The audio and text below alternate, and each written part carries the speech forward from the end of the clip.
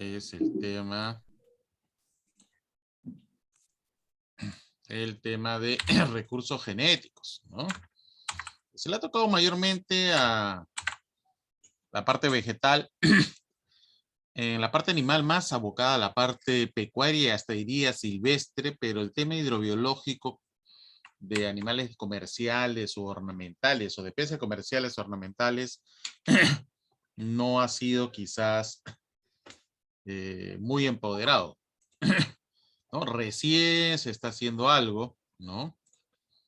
En el tema, y eso debido a que nosotros somos firmantes de varios convenios y tratados internacionales, nos obliga a incluirlo, ¿no? Incluirlo dentro de la norma que nosotros manejamos, ¿ya? De nuestra normativa, ¿ya? Ok, creo que ya entraron. A ver. ¿Quién más está entrando? Creo que se han ido. A ver, ¿quién más está? A ver. Álvarez Pérez, ¿nos escuchas? Profesor Pérez, presente, no puedo usar mi micro. Ya, está bien, no hay problema, no hay problema.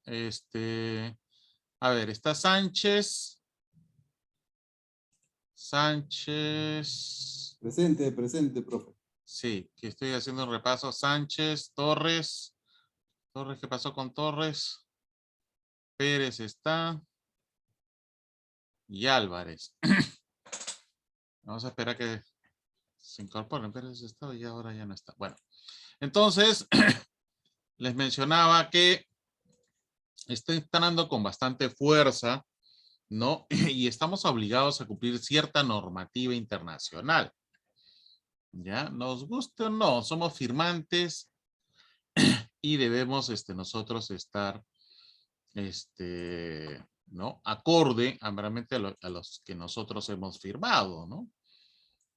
Eso nos obliga, ¿no? A nosotros a cumplir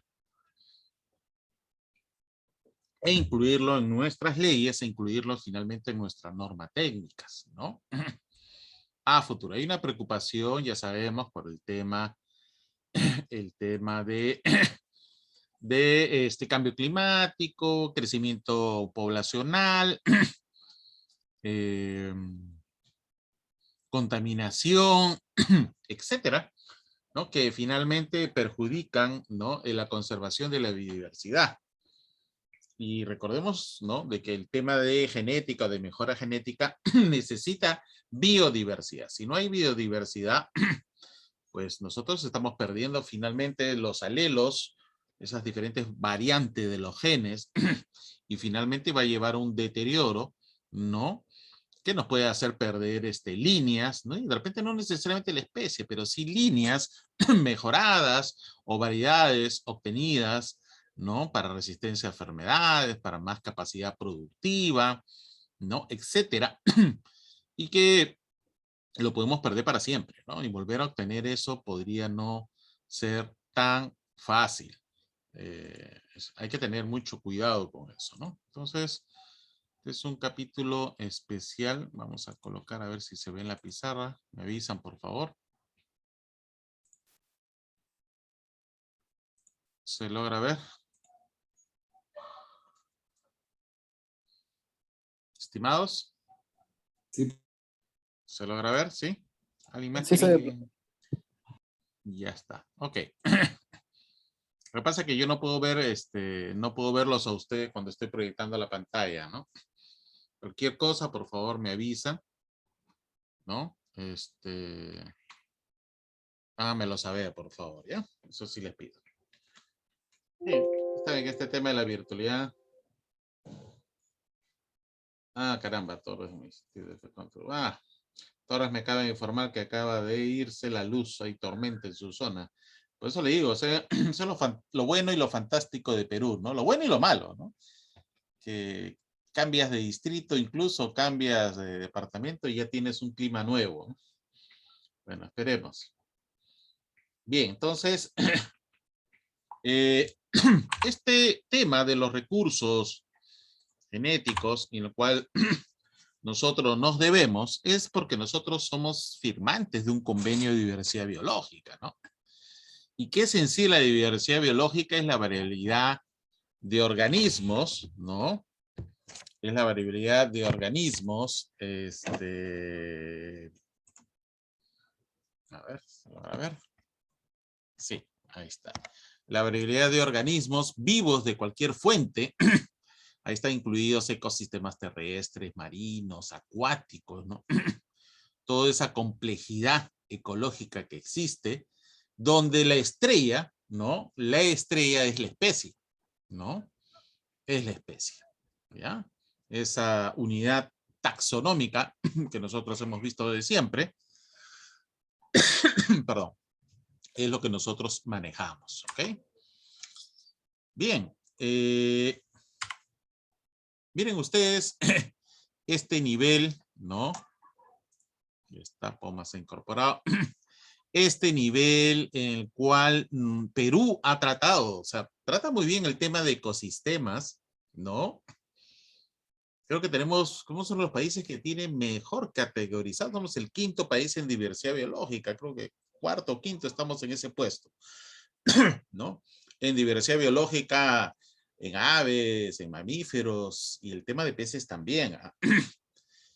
Y también tenemos ya encaminado un poco el tema de caracterización de especies, ¿no? Hablando de especies y de biológica, que es lo que nos compete este curso. Pero sin embargo, cuando llegamos nosotros al punto, no sé si logran ver el cursor, por favor. ¿Sí? Sí se ve, profesor. Sí, se aprecia. Ya, cuando llegamos al tema de genes, como que ahí, ¡fum! Se hace y no se hace, ¿no? Se hace algunas cuestiones moleculares que no necesariamente tienen que ver con el tema, que puede valorar en una forma muy macro el tema de biodiversidad, pero no es muy utilizado para el tema de mejoramiento. Hasta ahora nosotros no tenemos un programa de mejoramiento genético en ninguna especie hidrobiológica. ¿O sí tenemos? ¿No? ¿Tenemos? Hay un programa de mejoramiento pecuario en vacunos de leche, algo en cerdos, en caballos de carrera, hasta en perros tenemos ¿no? Un tema de mantenimiento de raza con KeneClad, ¿no? Pero tenemos en verdad nosotros un programa de mejoramiento genético.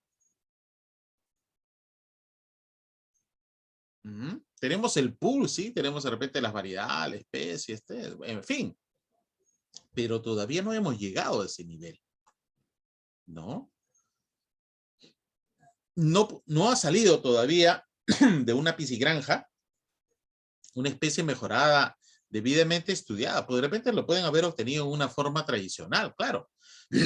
Hacen selección, consanguinidad, en fin, ¿no? Pero no hay una publicación donde nosotros tengamos, pues, en peces comerciales.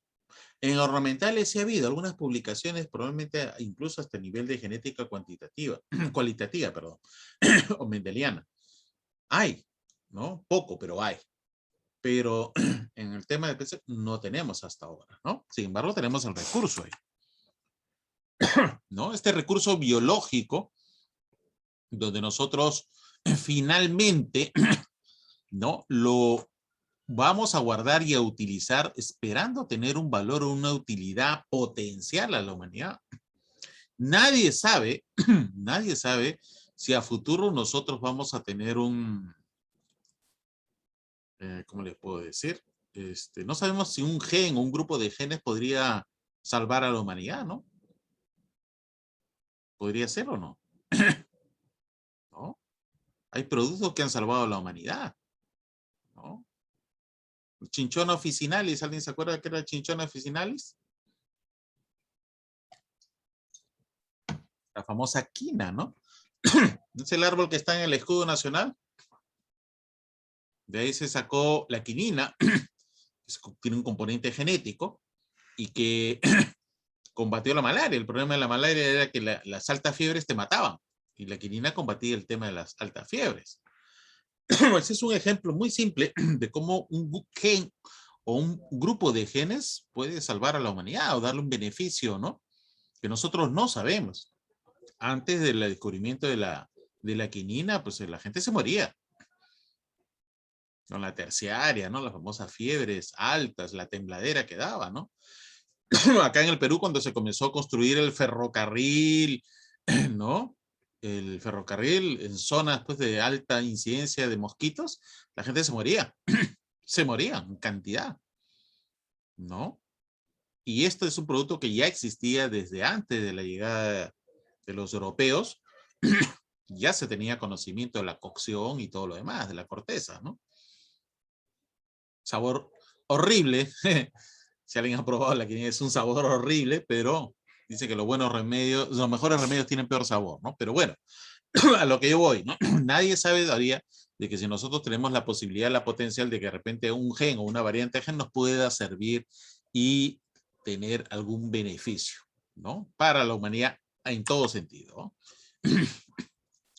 Y ahí tenemos que diferenciar cuando ya un recurso biológico pasa a ser un recurso genético, ¿no? Por ejemplo, el caso de los frijoles que les pongo ahí, que todo el mundo lo conoce. Los frijoles como alimento es un recurso biológico, pero cuando esos frijoles los utilizamos como semilla, ¿no? Ya cambia el tema de recursos genéticos y recibe un valor agregado, es un recurso genético, ¿no? Ya tiene un potencial genético. ¿No? O este caso más cercano a nosotros, ¿no? ¿Me escuchan, estimados? ¿Me escuchan? ¿Se escucha? Sí se escucha, Sí, profesor. profesora, escuchamos. Ahí está, por ejemplo, las famosas hueveras, que no es otra soda que las bonas, ¿no?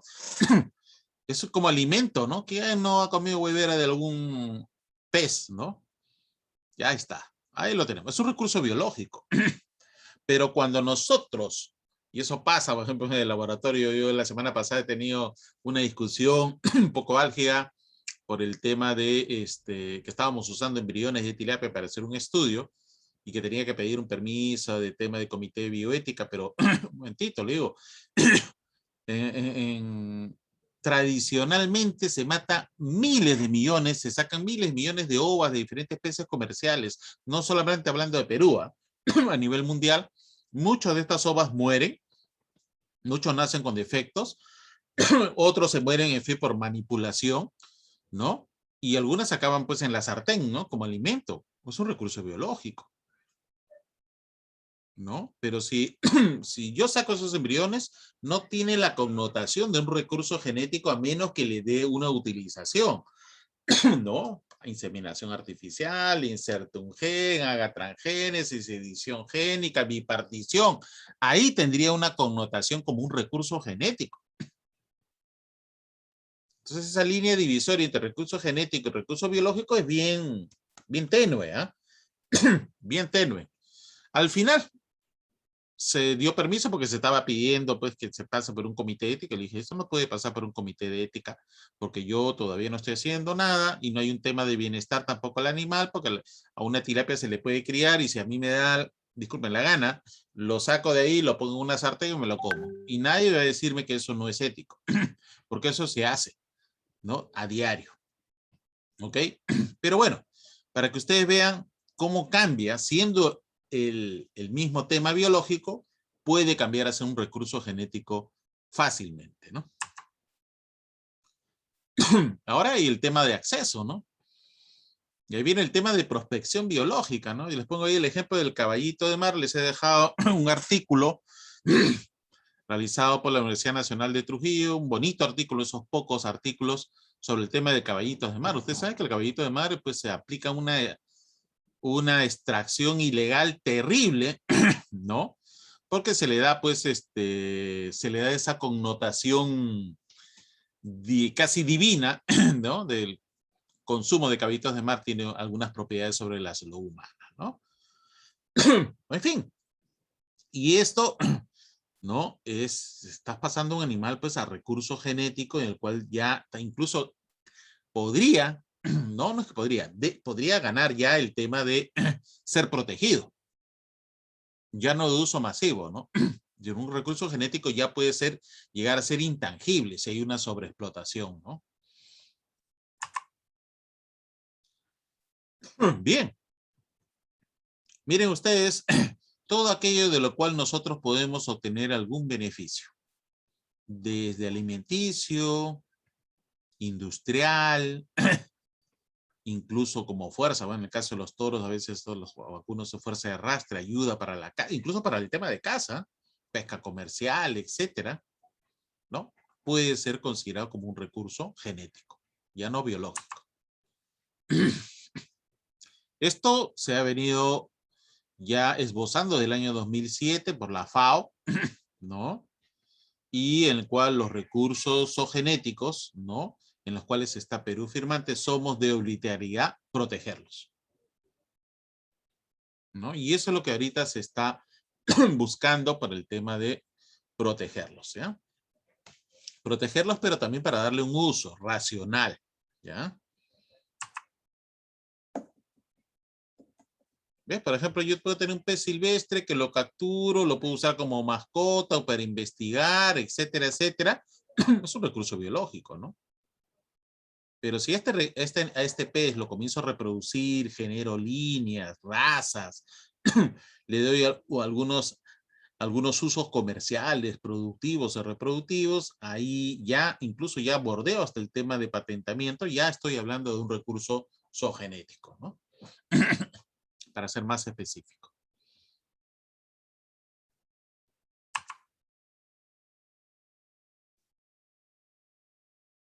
Bien, es bastante amplio. Miren ustedes, ¿no? Desde silvestres, salvajes, razas locales, poblaciones primarias, razas normalizadas, líneas selectas, variedades, estipas y cualquier material genético conservado. Incluso material genético que ha venido de afuera, que no es oriundo o nativo, también. ¿Ya? Miren, que se sospeche que tenga valor genético potencial económico inusitado. No. Eso es importante. Que satisfaga una necesidad y que tenga algún valor económico. Ya el recurso genético pasa a ser un recurso genético estratégico, ¿no? Ya es de importancia para una localidad, una región y tal vez una nación, ¿no?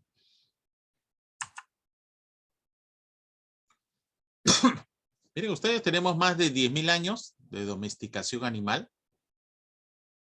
Hemos manipulado, hemos formado nuevas razas, variedades por selección artificial. Conservamos también recursos biológicos, ¿no? En el tema hidrobiológico todavía nos falta bastante camino por ahí, ¿no? Y promover nuevas características, por eso es, ¿no? El recurso no solamente es que esté ahí, sino que nosotros le demos un valor agregado, ¿no? La genética tiene una gran responsabilidad en darle valor agregado.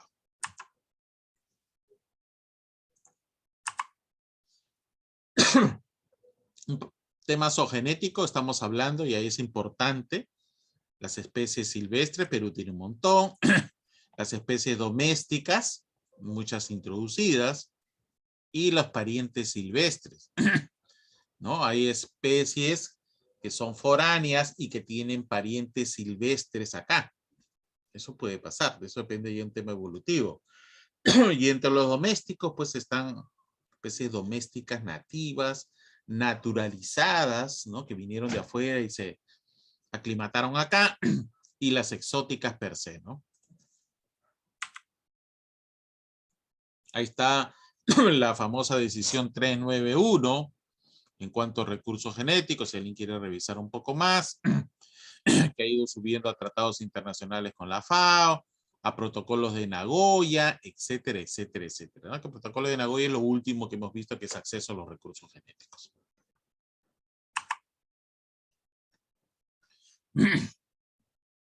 Bien, hay un tema de consentimiento informado, ¿no? ¿No? A veces un recurso ha estado guardado, conservado por un conocimiento tradicional, y viene una empresa de afuera, foránea, y se lleva el recurso y luego hasta lo patenta y obtiene beneficios y ganancias, ¿no? De un recurso que no lo salvaguardó él, ¿no?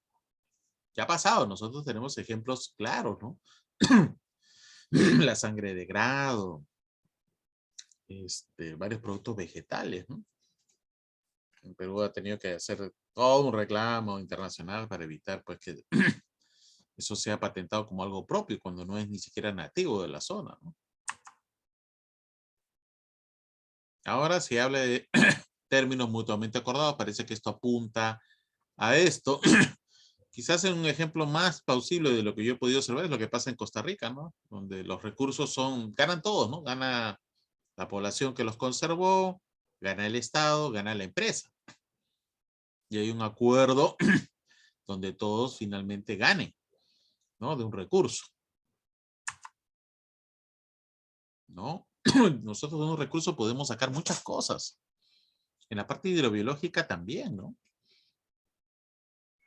No solamente de la especie en sí, sino que de los productos de la especie, ¿no? ¿No? Podemos sacar con toda la tecnología que ahora poseemos, ¿no? Podemos sacar, por ejemplo, como es el caso, hay un proyecto por ahí, un par de proyectos de quitina, aprovechar los caparazones de estos crustáceos para hacer una especie de amalgama que tiene un valor industrial, ¿no?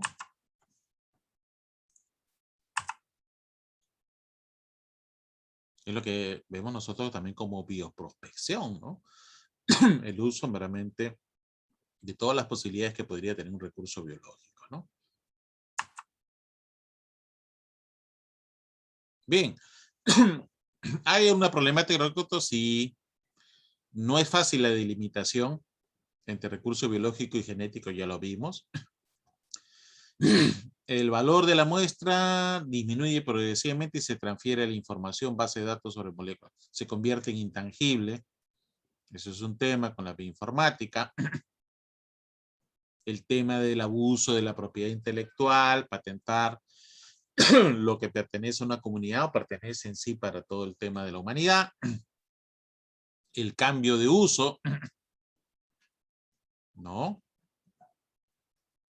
Te lo uso a nivel científico y de repente, pum, pasa a un uso comercial, ¿no?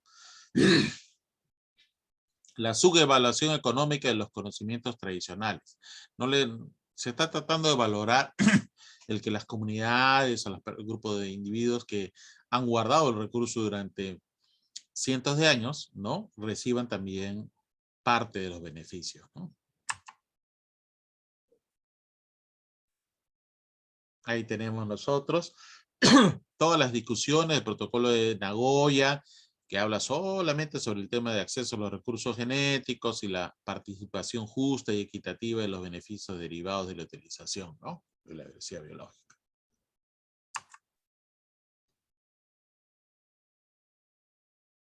¿No?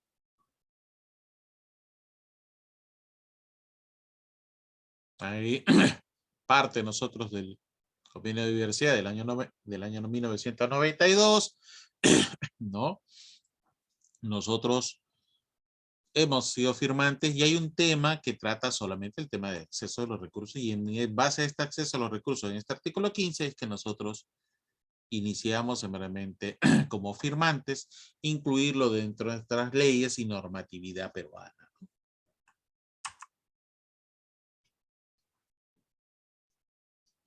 El 391, que es una guía, ¿no? Sobre los recursos genéticos, ¿no? De los cuales nosotros también podemos sacar beneficios, ¿no? El protocolo de Nagoya, ya le dijimos, la participación justa, este artículo 15, basado en el artículo 15, ¿no? De la Comisión de Diversidad Biológica, ¿no? Donde le da un valor, un poquito el valor del tema de los conocimientos tradicionales que están asociados. El recurso genético no existe en sí solo, sino de que ha habido gente que ha cuidado ese recurso durante cientos de años, ¿no? Bien, el ente rector es el Ministerio del Ambiente, ¿no? Quien va a gestionar todo el tema de los accesos. Ahí tenemos los que, bueno, van a hacer el reglamento, ¿no? Está el ministerio. Acá hay un aspecto muy interesante, ¿no? El Ministerio de Agricultura, ¿no?, ve el tema de recursos genéticos en especies silvestres continentales, y esto incluye peces, ¿ah? ¿Ok? Y el INIA, que está dentro de también el Ministerio de Agricultura, ve lo que es especies cultivadas o domésticas continentales. Sin embargo, el Viceministerio de Producción, perdón, el Ministerio de la Producción, con lo que es Viceministerio de Pesquería, ve todo lo que es especies hidrológicas marinas y de aguas continentales. ¿No? Pero acá hay si ustedes ven, hay una dicotomía. Vamos a tener el Ministerio de Agricultura, ¿no?, a través del INIA, manejando el tema de peces. Cuando realmente el tema de peces lo debería manejar solamente, exclusivamente el tema del Ministerio de la Producción, ¿no? Y ahí hay un tema que todavía no se zanja, hay una pelea de ¿no? Este es mío, me pertenece esta área. Incluso se elaboran reglamentos en base a eso, pero causan hasta cierta confusión, ¿no?, el usuario, ¿no?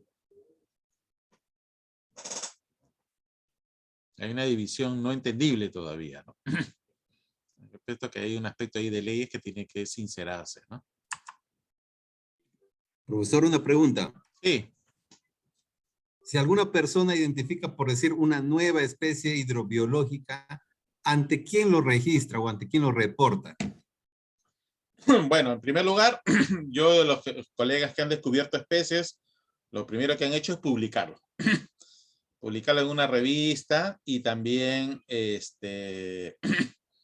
hay repositorios de nuevas especies donde también ya entra con el nombre científico, ¿no?, y toda la data posible de la especie. Con eso ya se registró, con el aval de la comunidad científica, ya se registró una nueva especie. Esto es internacional, porque el sistema binario de clasificación de especie y género es manejado internacionalmente. Depende de dónde nos estemos moviendo. Estamos hablando de peces, de crustáceos o de bivalvos, ¿no?, hablando hidrobiológicamente, ¿no? Pero uno registra internacionalmente y publicas y das detalle de toda la especie. El resto ya simplemente la próxima vez que referencien algo, pues van a decir, ¿no?, especie, qué sé yo, pues Scotus, ¿no?, 2021, ¿no? ¿no? ¿No? El descubridor le pone el nombre de la especie también, ¿no? Pero se publica internacionalmente. Hay varias revistas, taxonomía, ¿no?, sobre algún nuevo descubrimiento, ¿no?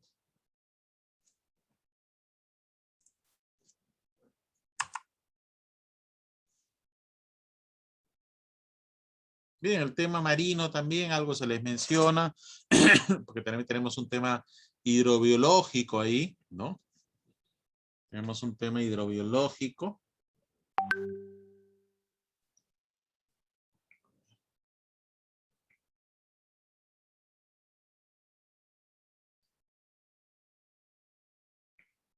Un momentito.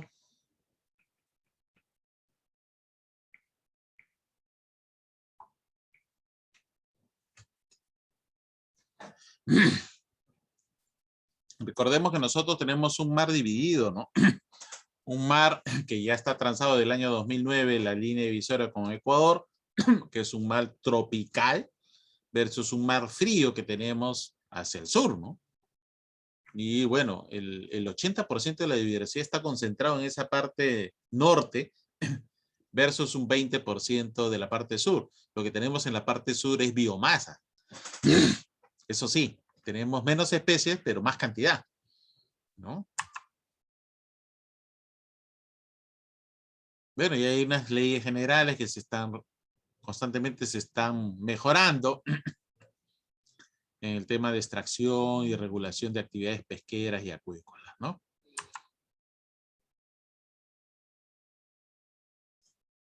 En el Perú, todos los recursos naturales, incluidos los hidrobiológicos, no son susceptibles de ser otorgados en propiedad privada por ser propiedad del Estado.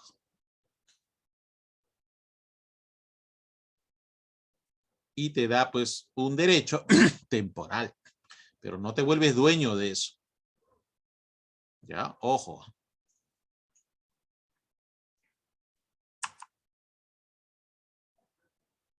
Bueno, este es a través de la concesión que ya ustedes conocen.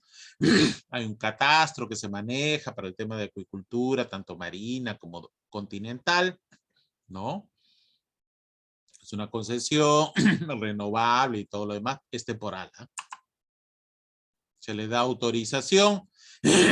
Incluso hay un tema ya un poco más regulado de lo que he visto ya hasta hace años, donde las actividades de investigación ya son más, ya no solamente dice voy a hacer investigación, ¿no? Hay que llenar una serie de formatos y pedidos de permiso y de opiniones de sectores competentes, ¿no? Para poder hacer investigación. ¿Ah? Los permisos, bueno, los permisos, ya saben, las famosas cuotas y todo lo demás, ¿no? Perú regula mucho el tema de las condiciones, del tema de cuotas, ¿no? Para evitar sobrepesca y todo lo demás, ¿no? Para la extracción de recursos hidroecológicos con fines comerciales. Y ahí está el tema también de los acuarios, ¿no?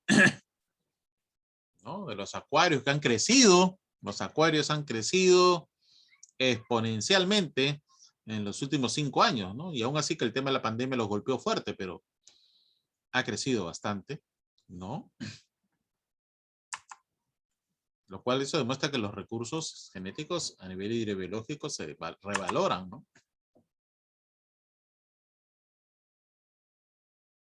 ¿No? Y bueno, las licencias en general, que no vamos a entrar en detalle, ¿no? Miren ustedes, les pongo un ejemplo. Famoso Kary Müller, que ganó el premio Nobel, es el inventor del PCR, ¿no? El termociclador. El termociclador. Y alguien dirá, pucha, el termociclador se usa para todo, ¿no? Cualquier laboratorio de biología molecular tiene un termociclador. Obligado. Los dos equipos que va a tener siempre, electroforesis y termociclador. Siempre. Siempre. Ya, si tiene otras cosas más, no. Pero esos equipos son de uso doméstico. Como las ollas de cocina. Todos los días lo usas, ¿no? Y esto, miren ustedes, en los años 66, un grupo de la Universidad de Indiana colectan muchas bacterias que viven en estas zonas de aguas termales y aísla varias cepas, ¿no? Y entre las cepas, miren, en el año 69 publica un artículo de una cepa llamada Thermus aquaticus, ¿no? Famoso TAC, y que ahora es conocido la famosa TACI, ¿no? Y lo guardó, simplemente guardó la publicación y ahí lo dejó, ¿no? Kary Müller, en los años 80, ¿no? Obtiene una muestra de esta TACI, ¿no? Donde paga solamente $35 y utiliza el TACI porque tenía una enzima, la DNA polimerasa, que soportaba altas temperaturas, más allá de los 80 grados y no se degrada. Recuerden que las enzimas, cuando comienza a subir la temperatura, se desnaturalizan y pierden su función. Bueno, esta enzima, esta TACI, esta DNA polimerasa, no perdía su función. Y con eso crea el PCR y lo vuelve industrial. Lo que hace el termociclador es, tú metes la muestra y lo dejas ahí varios ciclos que sube y baja la temperatura, sube y baja, y se va multiplicando el número de moléculas de ADN. Ese es el principio del PCR. Y bueno, él gana el premio Nobel gracias a eso. Ya murió el año pasado, murió Kary Müller. Es más, él vende el tema de la patente PCR, ¿no?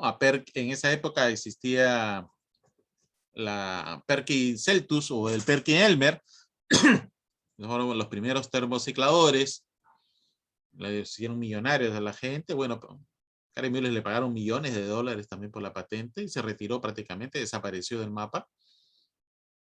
Pero para que vean ustedes cómo un recurso biológico pasó a un recurso genético, hablando de termófilos, Thermus aquaticus, y se le dio un valor agregado que acabó siendo millonaria a muchas personas, ¿no?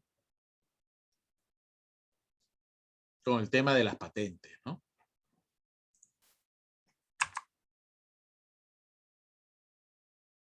Bien. Hoy estamos también en una carrera, ya había mencionado esto en parte, de codificar toda la vida, ¿no? Hemos visto ahí trabajos, incluso acá en Perú, citocromo oxidasa 1, de luz de ADN mitocondrial para poder hacer código de barras, estos barcoding, que les he puesto algunas publicaciones que están colgadas en el aula virtual, ¿no? Y poder caracterizar toda la vida lo más rápido posible, ¿no? Ahí tienen ustedes este famoso código de barras, donde se utiliza, ¿no?, estas citocromo oxidasas, que son pequeñitas del ADN mitocondrial, y con eso caracterizar toda el tema de la vida y tener un código de barras, porque probablemente tener todo el genoma de los animales es probable que se acabe la humanidad y no lleguemos a hacerlo, ¿no? Es muy costoso, pero el ADN mitocondrial, sobre todo este gen corto, permite hacerlo mucho más rápido, ¿no?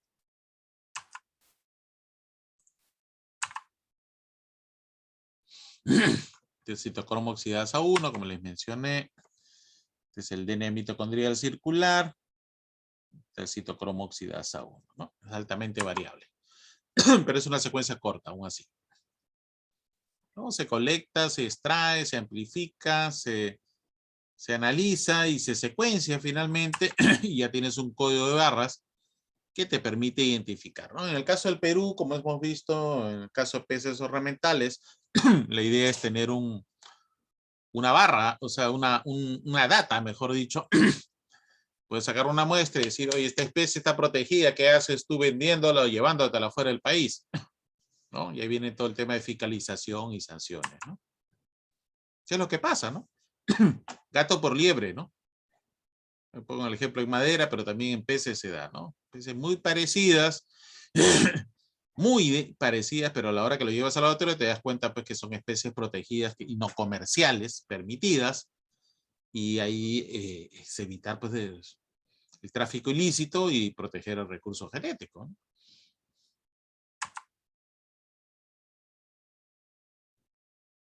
Bien, acá a mí me gusta mucho este cuadro. No sé, ¿logran verlo ustedes, señores?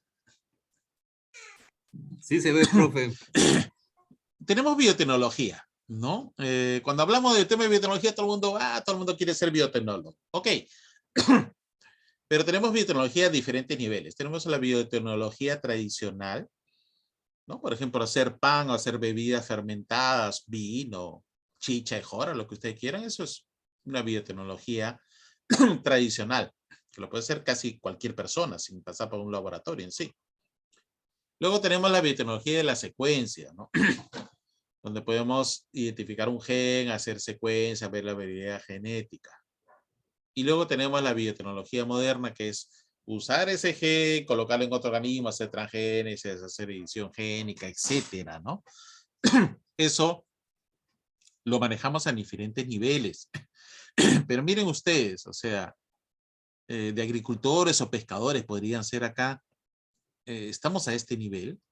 Instituciones locales y nacionales, caracterización bioquímica. La bioquímica está muy bien desarrollada en muchas universidades. El tema ya de instituciones regionales y nacionales, marcadores genéticos, que es todo el tema de PCR y todo lo que hemos estado viendo. El tema de genómica e identificación, miren cómo se vea, el triángulo se va reduciendo. Y cuando hablamos ya de usar los genes en sí, ingeniería genética, pues casi nada. Poco. Nos estamos moviendo más a este nivel. Muchos de los trabajos que ustedes van a ver publicados, es verdad, es molecular, pero no necesariamente apunta probablemente a un tema de mejoramiento genético. Puede ser una caracterización de una población, como han visto algunos trabajos, no, pero es una caracterización de la misma variedad genética que tiene la población, que sí o sí te va a tocar algún tema de variabilidad. Pero de ahí a que tú trabajes con un gen o grupo de genes que te van a llevar a a tener un tema de mejoramiento genético, todavía estamos lejos. No tenemos genes identificados, ni siquiera como objetivos. ¿Qué gen he identificado yo para poder hacer este mejoramiento genético? Menos hacer otro tipo de manipulaciones, ¿no? No hemos llegado todavía a ese nivel. Sin embargo, tenemos muchos laboratorios que están trabajando a nivel molecular y que tenemos personal capacitado y reactivos y equipos, sí, pero ¿quién es el mejorador genetista ahí? ¿Quién es el mejorador genetista que haga en peces, que haga en moluscos, que haga en crustáceos? ¿Dónde está? Es un trabajo a mediano y corto y largo plazo. El mejoramiento genético no se hace de la noche a la mañana. Ya sabemos por qué, intervalo generacional y estamos sujetos a varias cosas, ¿no? Entonces, todavía nos falta, ¿no? Identificación de genes. Al menos yo estoy en la fase de identificación de genes.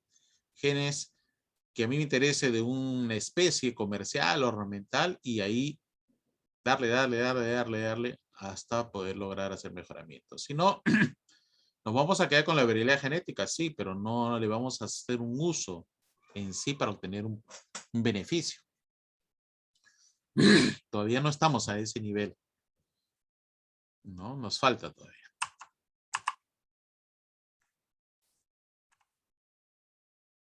Bueno, peligros en extinción, parte de recursos genéticos, y tenemos los animales que ya... El oso de anteojos es el único que se ha escapado, el resto de los animales ya están...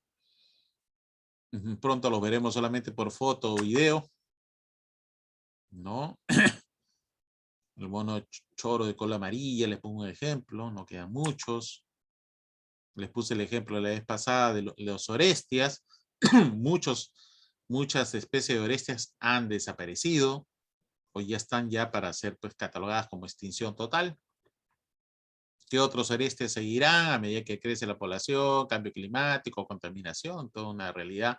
Orestias es un género solamente, netamente de lago Titicaca. ¿No? Tenemos un recurso ahí que también hay que protegerlo, ¿no? Estos animalitos, que ya ustedes lo deben conocer, los Astoblepus o los Trichomiterus, no toleran contaminación. Yo he tenido oportunidad de que estos animales son muy inteligentes, ¿eh? Aprenden. Estos Trichomiterus, pronto, no hay un estudio muy completo de ellos, en otros países hay. Los jotos los tenemos acá, incluso como indicador de calidad ambiental serían, de calidad de agua serían ideales. No hay, pero de seguir así el tema de contaminación, por todo lo que hemos hablado, no solamente contaminación minera, sino también de ciudades. Ciudades, yo he tenido oportunidad, quien les habla, bueno, yo trabajé un tiempo también en la UEFA. Conozco dos ríos, conozco donde nace el río Santa, atrás de la cordillera, hasta donde desemboca el río Santa, nos hemos recorrido. Y conozco también donde nace el río Mantaro, el lago Junín, hasta donde ya inicia su muere en Ayacucho, donde ya se vuelve selva. Y la realidad ambiental es terrible, ¿no? Tú lo ves nacer limpio, todo este tema de los ríos y todos los recursos, pero a medida que vas bajando y ya llegas a chocar con la civilización, el tema de contaminación es muy, muy presente, ¿no? ¿Cómo estamos con el tema de machas? ¿Cómo estamos con el tema de conchas negras? Hay un tema también ahí de veda. Bueno, la última vez que estuve conversando, a ver, sácame mis dudas, estuve conversando con un colega. Antes por metro cuadrado tú obtenías 40 conchas negras, ahora no llegas ni a 4 ni a 5. Y las conchas negras ya muchas veces ya no son ni grandes, son pequeñas. Las machas ni se hable. Antes tú encontrabas machas acá en Mala, no ir muy lejos. y han ido depredándolo. Antes había en Arequipa, también desaparecieron. Yo me acuerdo cuando estuve en la universidad, había machas, después ya no. Y queda un relicto por ahí de machas en una playa que muchos los biólogos que lo conocen no quieren ni mencionarlo porque la gente no vaya. Pero la macha era un plato tradicional, el arroz con machas, ¿no? Estamos en verdaderamente, y bueno, dos recursos, incluso hay unos trabajos que se ha estado tratando de hacer en Tumbes y de hacer el tema de reproducción en cautiverio para recuperación, ¿no? Y repoblamiento, ¿no? De este recurso en las regiones que antes existían, ¿no? Profesor, Ujú. Sí, ¿quién habló? hay un pez también en la Amazonía que se llama macana, es un pez eléctrico, familia de la Ujú. anguila, y se usa este pez para controlar los niveles de contaminación en los ríos. Mientras menos voltaje tiene, más contaminado es el río. No sé si ha escuchado de Algo, este pez. algo, pero me falta dar con la bibliografía, ¿no? Que me sustente eso, ¿no? Pero hay muchos animales, hay muchos peces que pueden ser muy buenos indicadores de calidad de agua. Muy buenos. Incluso hay un molusco, lo utilizan en la Universidad Cayetano, no me acuerdo el nombre, también hay un músculo pequeñito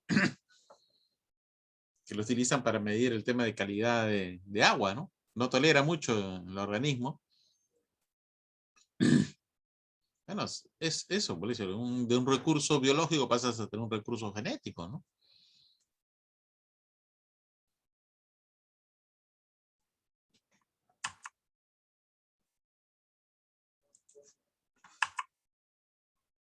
Bien, ¿cuál es nuestra realidad peruana? Bueno, tenemos una realidad dual, ¿no? Mucho de lo que hacemos, ¿no? Es extensivo, poco intensivo, mayormente de colecta, y a veces hay una mezcla de ambas utilizaciones de recursos genéticos, ¿no? O zoogenéticos, para hablar más exacto, ¿no?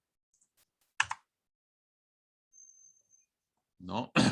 Hay mucho tema de extracción en el Perú, ¿no? Mucho tema, algo de reproducción en cautiverio, importación, ¿no?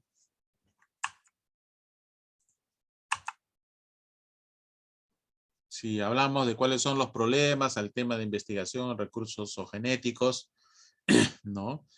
La falta de recursos económicos es el principal de ellos, ¿no?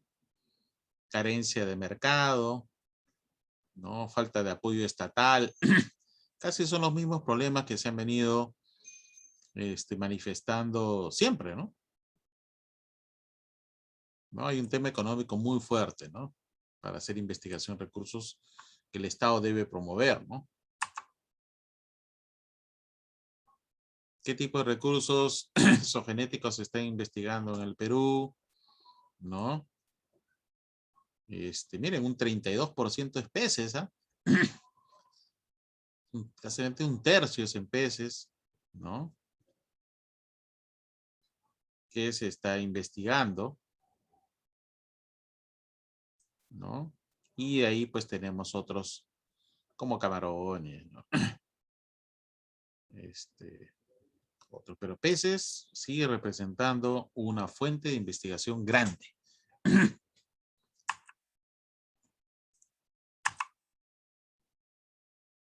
Las utilidades, bueno, mucho es utilizado en recursos como nutricional, ¿no? Bastante es nutricional, algo ornamental. Incluso hay un tema cultural o tradicional también, ¿no? Eso también ese es otro valor, ¿no? Los recursos pueden tener también valores tradicionales. No solo necesariamente comercial o comestible o ornamental, sino simplemente un valor porque la especie existe y le da un valor cultural. Bueno, eso también se da.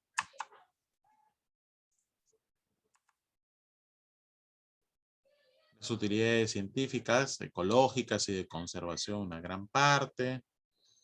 Material de investigación, uso biomédico, biotecnológico también. Muchas de las procedencias de las especies, miren, una gran parte son autóctonas y otro grupo introducidas. Y miren, bueno, qué es lo que se hace en muchas de las especies, el manejo a nivel de embriones o de manejo de esperma es quizás lo que más se utiliza, ¿no? Y luego tenemos algunas cosas pues como cruces, hibridación, algo de superovulación, ¿no? Caracterización molecular, etcétera, ¿no?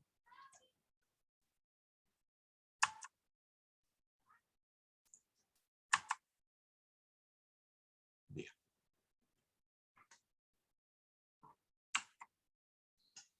Voy a pasarles a ver si me deja cargar.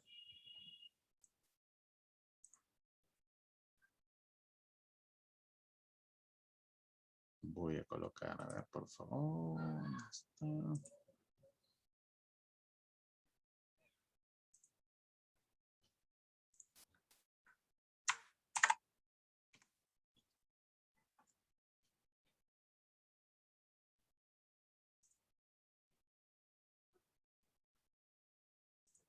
Formaciones boscosas, ¿no?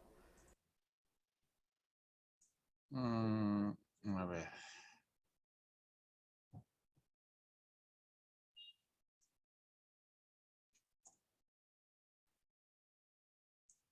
Ujú.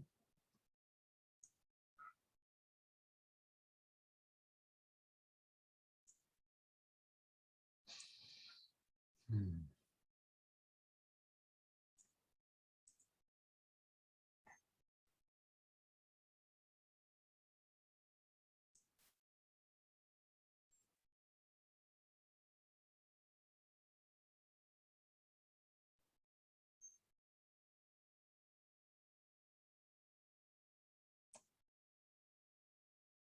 Ok. Vamos a pasar a algunas últimas actualizaciones en el tema de recursos genéticos. Me avisan, por favor, si se ve la pantalla. A ver, voy a ver cómo será esto. Acá. A ver, ¿se logra ver la pantalla?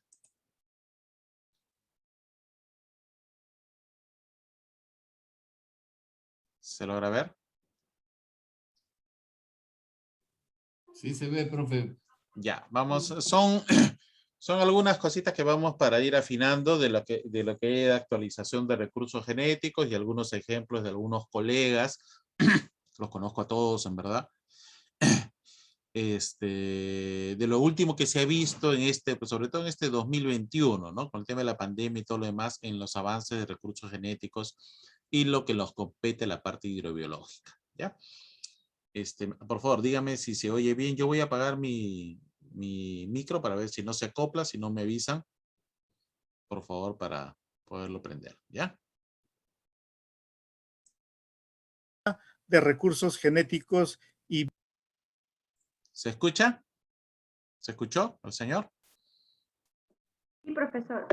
Sí, se escuchó. Ya, perfecto. Por favor, atentos. Bioseguridad en el Ministerio del Ambiente. Jessica, el podio virtual está a tu cargo durante 25 minutos. Adelante, por favor. Muchas gracias. Gracias por el espacio, por las palabras, tanto del rector de la Universidad Peruana Unión como del director José Álvarez Alonso.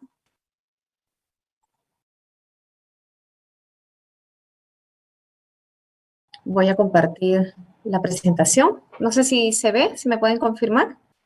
Sí, perfecto. Sí, ya, perfecto. Muchas gracias, ok. Bueno, en estos 20 minutos, 25 minutos que me han dado, voy a hacerles un repaso general de lo que es el acceso a los recursos genéticos y su regulación en el Perú. Entonces, espero que quede claro, pero igual, como saben, contamos con un equipo que puede avanzar en la aclaración de los conceptos. Ya, ok, listo. Nuestra diversidad biológica es amplia, es maravillosa. Tenemos diferentes tipos de recursos, tanto silvestres como cultivados, en diferentes altitudes, en diferentes espacios.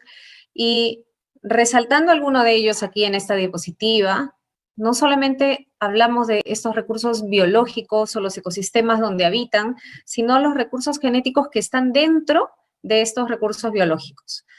Por ejemplo, el camu camu, ¿no? Resalta por su componente de ácido ascórbico.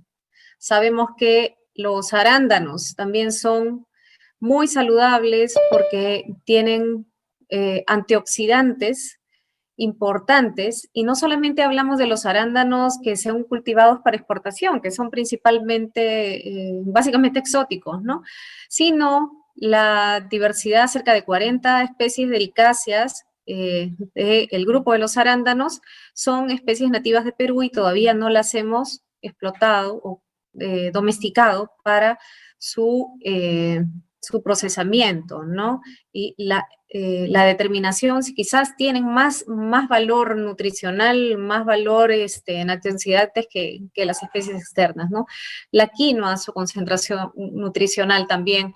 En el caso de los camélidos, hemos visto que en esta emergencia sanitaria del COVID, han tenido un papel fundamental en diversos países. Empezó en Australia, Canadá, Reino Unido, Argentina, ahora viene trabajando, y también Perú, a través del INS, está trabajando con los nanoanticuerpos de la llama para identificar algunos tratamientos.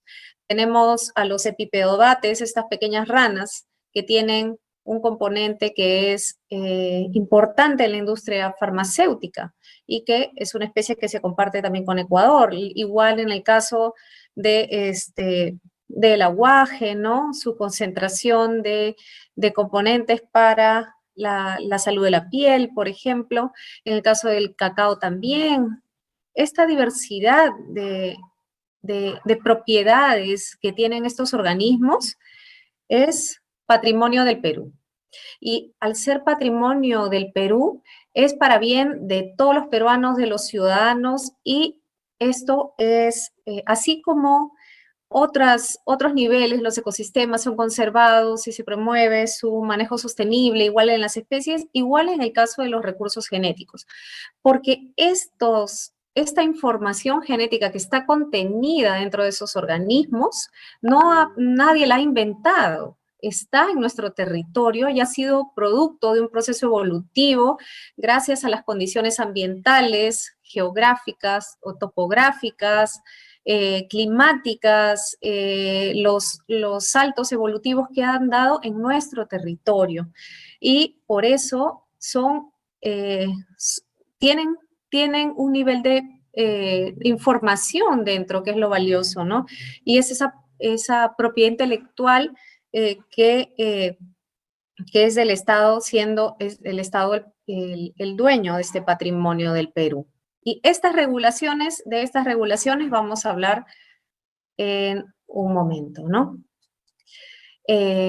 Resaltar que es muy importante la investigación a estos niveles para poder utilizar de manera sostenible y sobre todo poner en valor esta diversidad de los recursos genéticos. Ahora pasemos a la parte normativa, ¿no? Primero, tenemos que hablar del convenio sobre la diversidad biológica. Este convenio es el gran marco, la gran sombrilla que abarca 3 principales objetivos: la conservación de la diversidad biológica, la utilización sostenible de sus componentes, y el tercero, del cual parte el protocolo de Nagoya, es la participación justa y equitativa en los beneficios que se deriven de la utilización de los recursos genéticos.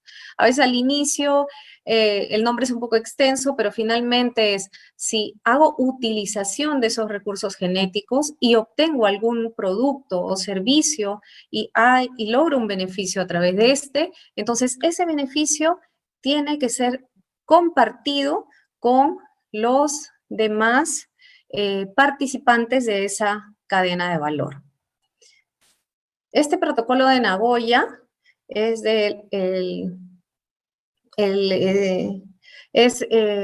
como parte de este tercer objetivo, tiene un espacio específico dentro del convenio de diversidad biológica, la página de intercambio de información del convenio de diversidad biológica, y es el que les voy a mostrar ahora, ¿no? Aquí está el link a la página.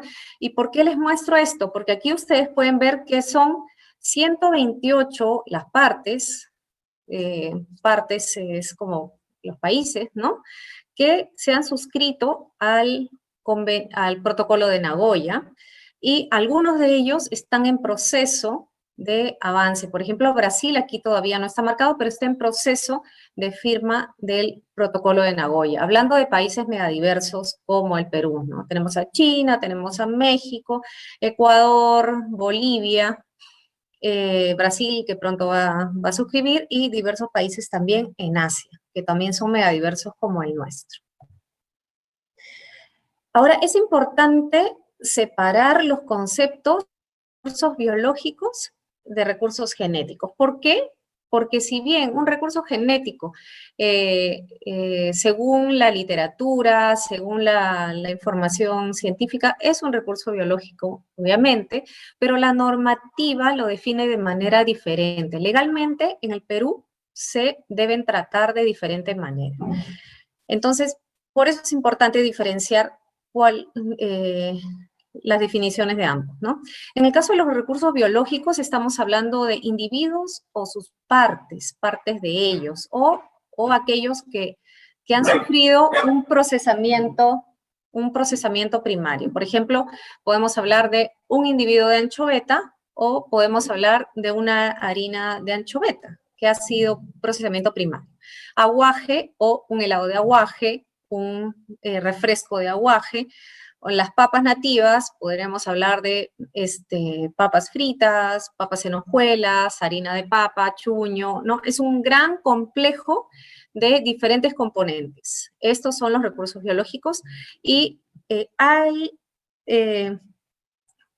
componentes de estos recursos que han sido utilizados por los pueblos indígenas a lo largo de su interacción con estos ecosistemas, con este medio ambiente, y a estos se le denominan conocimientos tradicionales, conocimientos ancestrales, o normativamente en nuestro país los denominan como propiedad intelectual colectiva, ¿no? Conocimientos colectivos, porque son de grupos poblacionales. No es el chamán que sabe cómo curar tal enfermedad, sino es el pueblo aguajún o la comunidad de tal denominación que tiene ese conocimiento asociado a su desarrollo, ¿no? Y recursos genéticos. Los recursos genéticos son los que se encuentran dentro de estos recursos biológicos, y les dan características, les dan propiedades que pueden ser usadas en cosmética, en medicina, en agricultura. Estamos hablando de los, a nivel molecular, ¿no? Del ADN, del ARN, o de moléculas que son parte del metabolismo de los organismos. Y esto es, como les mencionaba, patrimonio del Perú. Y es un nivel molecular, y el otro estamos hablando a un nivel macro, ¿no? Listo. Entonces, cuando hablamos de acceso a recursos genéticos, estamos hablando de dos palabras, ¿no? Obtención y utilización de esos recursos genéticos. Entonces, se lo obtiene y se le utiliza de alguna manera para desarrollar un producto o un servicio, para llenar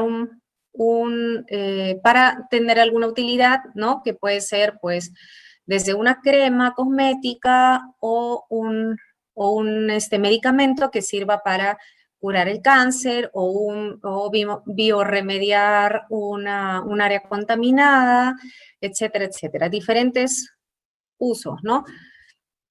O genes para el mejoramiento a través de biotecnología. Cuando hablamos de acceso, estamos hablando de a nivel molecular, como les decía, y mediante el uso de biotecnología. El marco nacional e internacional, entonces, tiene el convenio de diversidad biológica a un nivel superior, a un nivel más macro. Luego, disculpen a mi perra que está ladrando, tenemos el protocolo de Nagoya, que está, es del 2014, que es el que va de manera específica a abordar este tercer objetivo. Luego tenemos una decisión 391 que solamente enmarca a los países de la comunidad andina. Aquí estamos hablando de Perú, Colombia, Ecuador y Bolivia. Y luego nosotros tenemos el reglamento de acceso a los recursos genéticos, que es solamente a nivel de Perú. Entonces vamos desde el marco internacional, el marco regional y el marco nacional. En el caso de la decisión 391, por ser un régimen común de acceso a los recursos genéticos, es una normativa que tiene rango de ley. Tiene rango de ley. Y por tener rango de ley, el siguiente instrumento que le sigue es el reglamento de acceso. Entonces, no hay una ley de acceso a los recursos genéticos en Perú, porque la decisión 391 tiene ese nivel de ley en el Perú.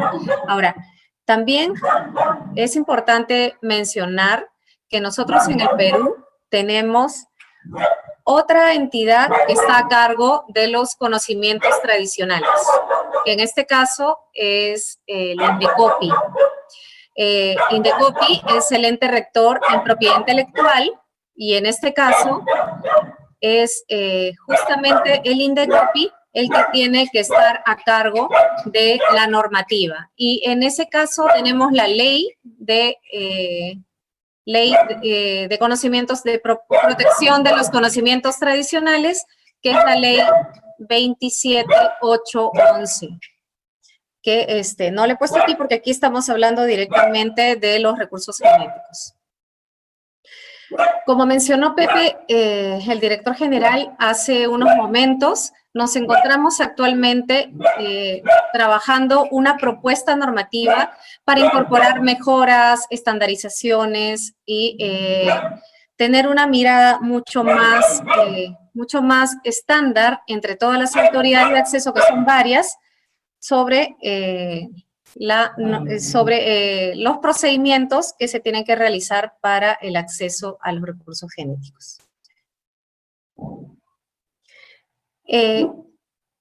Hemos escuchado en los talleres que hemos realizado con los diferentes actores que el protocolo de Nagoya trae cambios, como que traba los procesos, pero en realidad a la hora que nosotros ponemos los tres niveles de normativos aquí, el convenio de diversidad biológica, la decisión 391 y el protocolo de Nagoya consideran condiciones mutuamente acordadas, consentimiento fundamentado previo y distribución en beneficios. Es lo nuevo que trae el protocolo de Nagoya, es el certificado de cumplimiento reconocido internacionalmente, que es el CRI. En el caso de la decisión 391, es una normativa regional entre los países que permite tener un régimen común, pero solamente entre los países. Pero cuando este recurso genético sale del país de origen de este recurso genético, no había manera de identificarlo, regularlo. Es el protocolo de Nagoya justamente el que trae esa consideración para que todos los países puedan tener una manera de verificar que se está haciendo una utilización siguiendo la debida diligencia de los procedimientos. O sea, que si alguien en Europa, en Alemania, por ejemplo, quiere hacer la utilización de un recurso genético del cacao peruano, en Alemania le van a decir, ha seguido los procedimientos de Perú para acceder a este recurso genético que es parte de, no sé, una crema cosmética, y va a haber esa verificación. Entonces le va a decir, sí, ¿no? Yo obtuve mi contrato de acceso al recurso genéticos en Perú, y acá está mi manera de verificar que luego lo vamos a, con este contrato, que luego lo vamos a ver, ¿no? Ese certificado. Entonces permite que ahí haya un soporte de estos diferentes países para apoyarse de manera mutua en verificar que hay una participación en beneficios. Y esta participación en beneficios es una manera de promover la conservación finalmente de esta diversidad biológica y promover su uso sostenible y la puesta en valor a lo largo de esta cadena del acceso a recursos genéticos. Es así que el protocolo de Nagoya, con este certificado de cumplimiento, ofrece mayor seguridad jurídica y transparencia tanto a los proveedores como a los usuarios de los recursos genéticos. Si pensamos en una cadena de valor, como les mencioné inicialmente, tenemos el recurso biológico. Este recurso biológico tiene su normativa, ¿no? Que si es para investigación, pues en el caso de los hidrobiológicos y los silvestres requiere de una autorización de investigación. Y esas son las normas del recurso biológico. O si se van a obtener en gran cantidad, un plan de manejo, probablemente en el caso de los silvestres, ¿no? Y la obtención se hace a través de colecta, cultivo, cosecha, o a través de una obtención de un centro de conservación ex situ. Aquí tenemos a la izquierda, hacia arriba, un ratito, aquí está. Aquí tenemos la especie en su fuente, o pensemos también en un centro de conservación in situ, ¿no? Y acá hay unas líneas punteadas, porque puede o no haber un conocimiento tradicional asociado. Y este conocimiento tradicional, si hay un conocimiento tradicional asociado, entonces hay una información muy valiosa que potencia el uso de ese recurso. Porque si yo no supiera que, que las comunidades han usado, por ejemplo, ¿no? La uña de gato o la sangre de grado para desinflamar úlceras, por ejemplo, la sangre de grado, porque los pueblos indígenas lo utilizaron ancestralmente, de repente ningún investigador hubiera buscado allí y no hubiera encontrado el principio activo que permite la curación de estas úlceras, ¿no? Ahora, y así hay muchos casos de información que no es pública, pero que requiere de ese reconocimiento a los conocimientos tradicionales, ¿no? Entonces, cuando estamos hablando de conocimiento tradicional, debe de darse esa consideración y luego vamos a ver qué se requiere, ¿no? No en todos los casos hay un conocimiento tradicional, solo en algunos. Y hay luego, ya cuando hablamos de recursos genéticos en la normativa, ya estamos hablando de, primero, probablemente una bioprospección, caracterización fitoquímica, aislamiento de metabolitos, formulación, industrialización, que ya sería la utilización. Entonces ahí hablamos de obtención y utilización de los recursos genéticos en todo este marco, ¿no?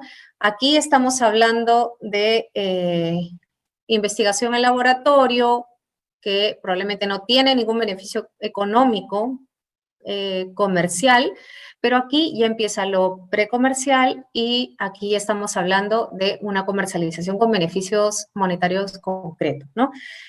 Cabe resaltar que la investigación en recursos genéticos tiene un proceso largo. Pueden ser 3 años para la cosmética o pueden ser 15 o 20 años si estamos hablando de la industria farmacéutica. Entonces, no es fácil, no es sencillo para el investigador,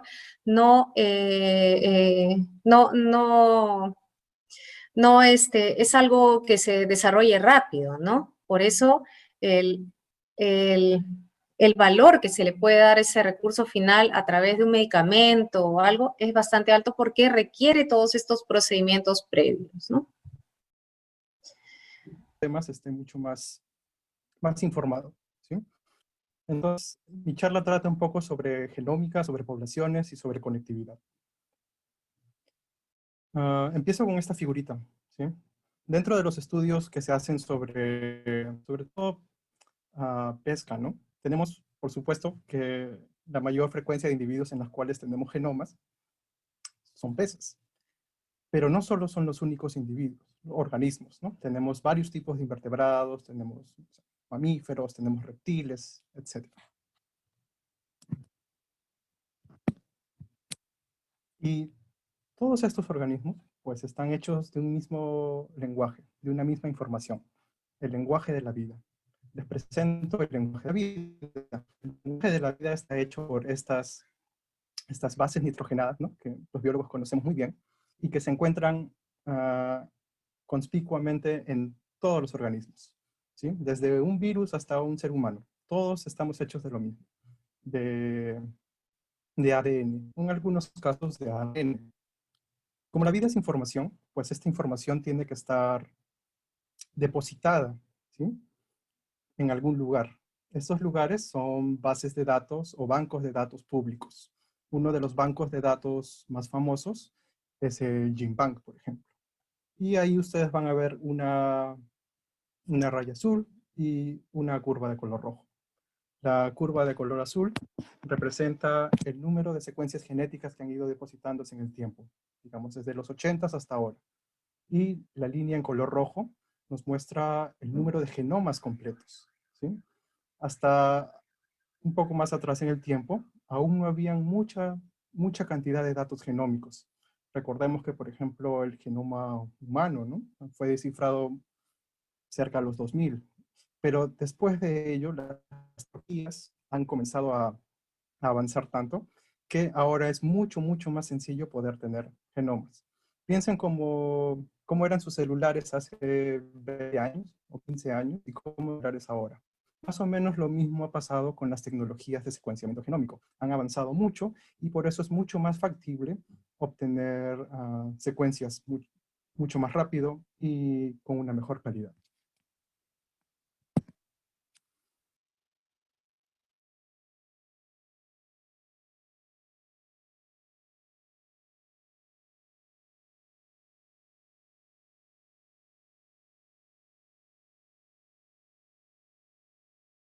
De genomas completos, ¿sí?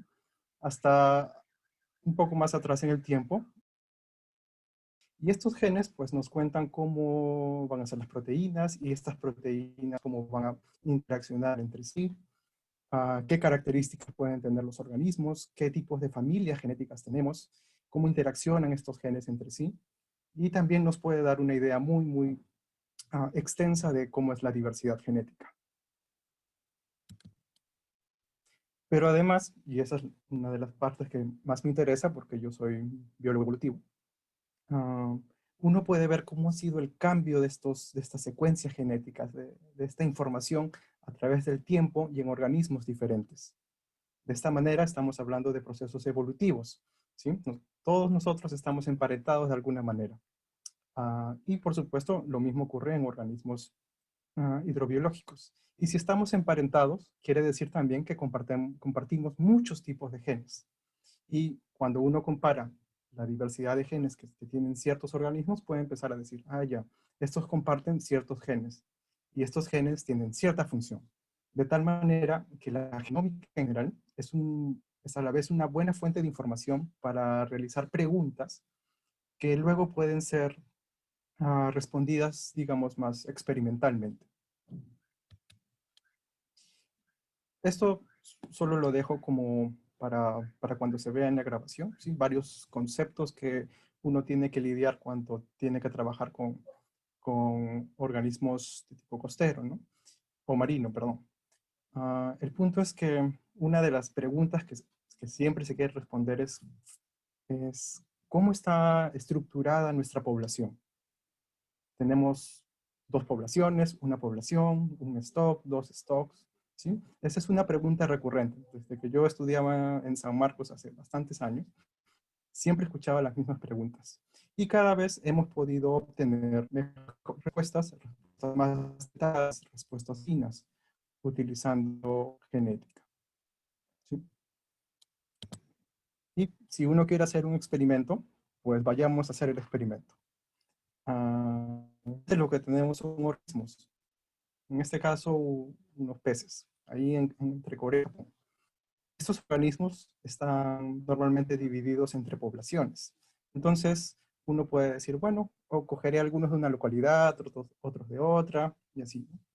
Pero la pregunta es, ¿estos organismos de localidades diferentes corresponden a especies diferentes? O a poblaciones diferentes.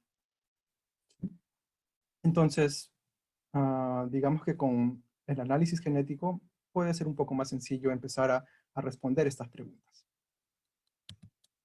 Y vamos a tener a lo largo de la charla muchas figuritas coloridas como esta, ¿sí? La de la izquierda nos está mostrando las diferentes localidades que hemos muestreado y estamos viendo cómo es la diversidad genética entre localidades. Entonces podemos ver que hay como diferencias, ¿no? Podemos determinar que los individuos que provienen de una cierta localidad son diferentes a otros. Y eso es muy interesante, ¿no? Porque uno puede empezar a delimitar, ¿sí? Grupos, stocks, poblaciones, como lo llames. Por otro lado, podemos estimar diversidad genética. Y la diversidad genética se puede estimar de muchas maneras, ¿sí? A nivel de los alelos o genotipos, a nivel de cuánta variación hay en las bases nitrogenadas o nucleótidos, etc. Y esto nos da una idea de qué tan diferentes son los individuos dentro de una población.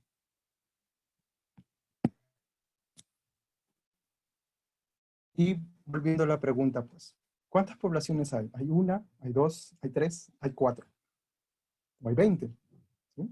Entonces, una manera muy interesante es usar estos datos genómicos, ¿no? Usar muchos tipos de alelos, ¿sí? O de secuencias genéticas para poder determinar con varios tipos de métodos estadísticos, ¿sí? Pueden ser métodos filogenéticos, pueden ser métodos poblacionales, y empezar a ver cuál de estas agrupaciones puede darnos una mayor probabilidad de que sea cierta.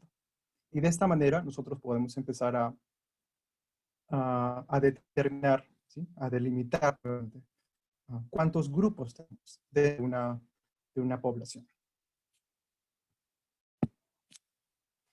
Y algo interesante de la genómica de poblaciones en general es que estamos haciendo un salto, ¿sí? La genética de poblaciones, y digo genética, se hace desde hace, no sé, más de 100 años.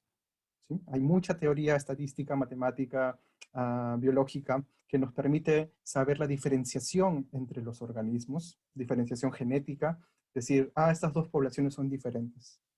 Pero por mucho tiempo, esto se ha basado en algunas características fenotípicas, lo que se ve. Luego vino todo el auge de la genética y la secuenciación genética, pero hasta hace, no sé, unos 20 años se podía hacer solo con un gen, ¿sí? Yo les pregunto, ¿cuántos genes tiene un humano? ¿Tendrá uno? ¿Tendrá dos? ¿Tendrá 100? ¿Tendrá 10.000? ¿Veintitantos mil? ¿Sí? Imagínense entonces cuántos genes pueden tener algunos organismos hidrobiológicos, ¿no? El punto es que si uno solo se enfoca en un gen, o en dos, o en tres, pues está viendo una parte muy, muy pequeñita del paisaje y no está viendo el panorama general. Es chévere utilizar genómica de población porque puedes comparar al mismo tiempo miles de marcadores. Marcadores llamamos a estas secuencias genéticas, ¿no? Que nos permiten ver si hay diferencias entre los individuos dentro de poblaciones, entre poblaciones. Y esto es como, no sé, para mí cuando empecé a entrar a estos tópicos fue como abrir la mente, ¿no? No solo nos debemos enfocar en un marcador, que si bien nos da alguna señal, ¿sí? Sigue siendo uno, ¿no? Entonces, el error al escoger solo un marcador puede ser muy grande. En cambio, si empezamos a trabajar con muchos marcadores, pues vamos a tener una una mayor certeza de que los resultados que encontremos sean mucho más interesantes. Y algo muy bonito también de hacer estos tipos de análisis poblacionales es que muchos de los resultados son gráficos. Podemos ver explicar a partir de estas figuras ciertos patrones. Por ejemplo, a su izquierda van a ver esto que conocemos como redes de haplótipos, que nos pueden decir, por ejemplo, no sé, tengo dos poblaciones ahí, una en la parte atlántica y otra en el Golfo. Entonces, ¿estas poblaciones están conectadas o no? ¿Sí? Entonces, lo que debería ver, o lo que debería empezar a trazar, son cómo los alelos o ciertos tipos de genes se encuentran compartidos o no se encuentran compartidos entre poblaciones diferentes. Y si están compartidos, eso quiere decir que ha habido de alguna manera algún tipo de lo que llamamos flujo genético. ¿Sí? Entonces, las poblaciones se mueven, pero no solo se mueven, sino que empiezan a entrecruzarse entre sí, a compartir información genética, y eso las hace pues ya no poblaciones diferentes, sino una gran población.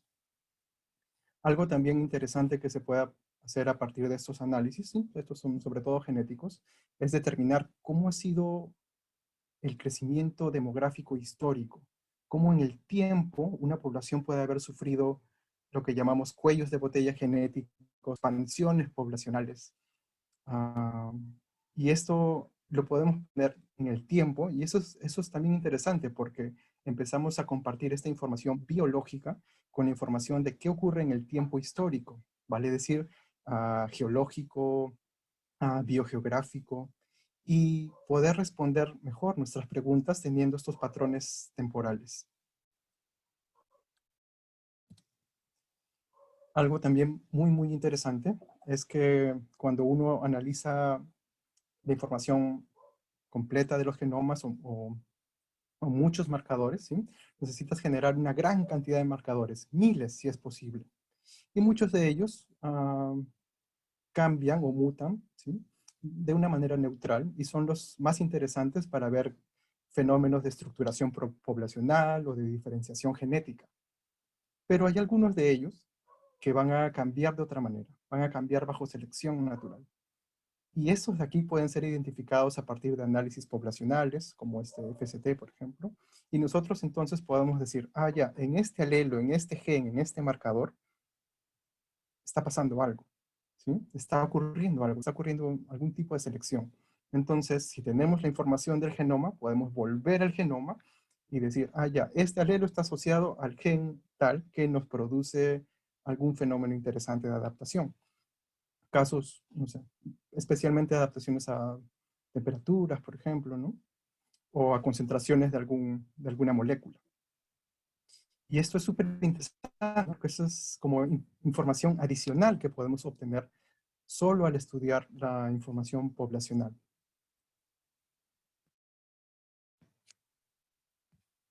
Yo quería aquí poner algunos desafíos que existen para las especies marinas o en general para los organismos hidrobiológicos y las soluciones que pueden venir desde la genómica. Entonces, tenemos siempre estos problemas de cómo definir una población, un stock, ¿no? Y esto puede ser ayudado a partir de genética, delineando los stocks, identificando prioridades de conservación, de manejo. Y tenemos otro problemón que se nos viene, así como tenemos una pandemia aquí. Lo que está ocurriendo es que el clima está cambiando y esto es una emergencia global también. Hay que tener eso bien presente, ¿no? Entonces podemos investigar a partir de genómica también cómo está haciendo este cambio rápido, porque a veces nosotros pensamos que la evolución ocurre en millones de años, y por supuesto que ocurre así, pero también puede ocurrir en tiempos más cortos, y esto es muy interesante estudiarlo a través de fenómenos de adaptación local. Otra manera de ver esto es ver diversidad genética, no solo a nivel de genómica de poblaciones, sino, digamos, no sé, bacteriana usando metagenómica, o diversidad en general de algunos organismos usando métodos de metabarcoding. Y también puede ayudar para hacer cosas de forénsica, ¿no? Sobre todo estos fenómenos o estas preguntas de trazabilidad, de dónde viene cierta especie de el origen, ¿no? Y bueno, entonces hoy día me puse a hacer una revisión muy, muy corta de qué conocemos de genómica de poblaciones en Perú. Y la respuesta es todavía muy poco, ¿no? No hay muchos estudios. Ahí me metí al Scopus para ver si había instituciones peruanas que habían publicado cosas en genómica de poblaciones y todavía no encuentro nada. Quizás tengo que afinar mejor mi búsqueda. Y en Scholar sí encontramos algunos resultados, ¿no? Entonces, estos últimos minutos simplemente les quiero dejar ahí algunos links de estudios que encontré haciendo las búsquedas hoy día. De esta ave, es un petrelo o potoyunco, es bastante interesante. Normalmente cuando hacemos estudios en el mar, pues podemos comparar la costa de Perú contra la costa de Chile y ver si hay fenómenos de diferenciación poblacional, diferenciación genética. Y nuevamente vamos a ver estos gráficos, ¿no? Los gráficos de diferenciación, poblaciones diferentes porque tienen alelos diferentes. Y eso implica pues, que no hay flujo genético entre ellas. Y eso es interesante, sobre todo en organismos, no sé, como peces o aves, ¿no? Que se supone que se mueven mucho más. Entonces aquí la respuesta debe ser biológica, ¿no? Debe haber algún tipo de mecanismo biológico o barrera geográfica que no permita la interacción entre estas poblaciones.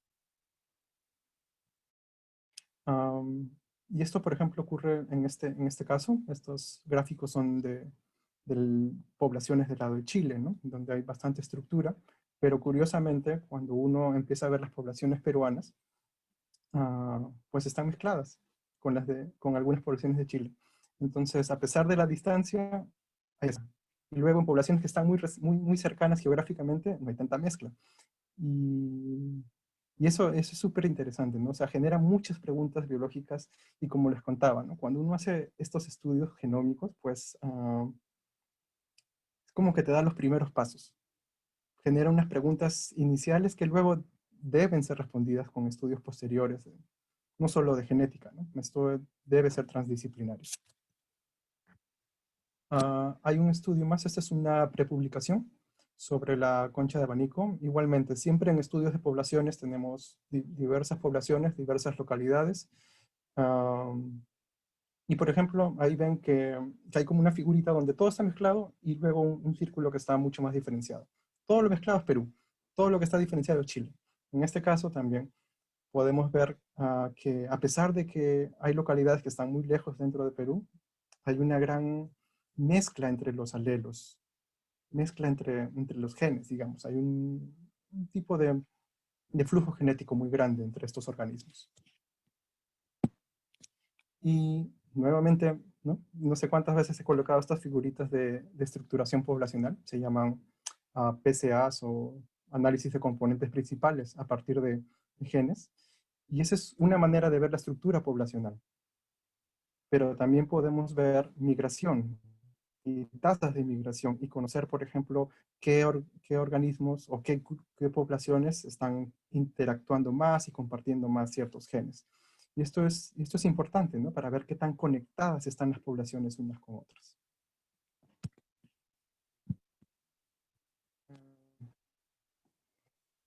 Según mi reloj me falta 1 minuto, así que antes de irme, quería poner esto en la mesa, bueno, en nuestra mesa virtual. Y es que yo, desde el punto de vista de investigación, encuentro ciertos desafíos y propongo aquí ciertas soluciones que espero que se discutan estos días y también estén ya abordadas por algunos de los actores, ¿no? Que están involucrados en el estudio de los recursos genéticos, el gobierno, la academia y también las empresas. Análisis de datos, ¿sí? Soy muy pro datos abiertos, necesitamos liberar los datos. Hacer estudios de genómica es básicamente liberar datos para que otras personas en cualquier otro lugar del mundo puedan analizarlos. Yo soy muy pro eso. Pero a la vez necesitamos también recursos humanos, gente que pueda analizar estos datos, ¿sí? Y que tampoco esperemos que otros los analicen. Formar también capacidades, tanto de laboratorio como capacidades en bioinformática. Y también ver que la investigación pues, es buena para el país, nos va ayudar mucho y por lo tanto necesitamos promocionar la investigación. Estas reuniones con los investigadores me parecen súper geniales para poder concertar, ¿no? Y finalmente, ¿por qué no promover más iniciativas de secuenciamiento genómico? Ahí le he puesto 1000 genomas, pero podría ser, no sé, 200, 100, las que quieran. Yo creo que el gobierno, los ministerios, la academia, todo el mundo debería estar interesado en tener un catálogo muy importante sobre la biodiversidad peruana. Y yo creo que este es un buen foro como para empezar a proponer estas iniciativas. Con eso me despido y agradezco mucho al Fondesit, a la Universidad Cayetano Heredia, sus dependencias. Si ustedes quieren saber mucho más sobre el grupo donde estoy en Cayetano como postdoc, pues pueden entrar a esta página web y dejo también mi correo para que puedan contactarme. Y nada, agradecer mucho a todos. Ahí acabo. Gracias.